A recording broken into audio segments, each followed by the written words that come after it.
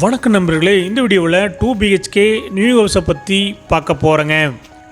இந்த வீடு அமைஞ்ச லொக்கேஷன் கோயமுத்தூர் இடிகரை மணிகாரம்பாளையத்தில் அமைஞ்சிருக்குதுங்க.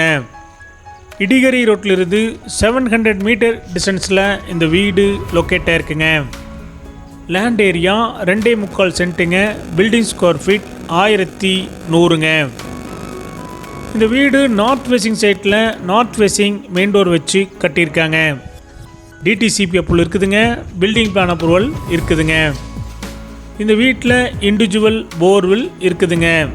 இந்த வீட்டில் செமி ஃபர்னிஷ் ஒர்க் பண்ணியிருக்காங்க. இந்த வீடு 23 அடி ரோட்டு மேலே அமைஞ்சிருக்குதுங்க.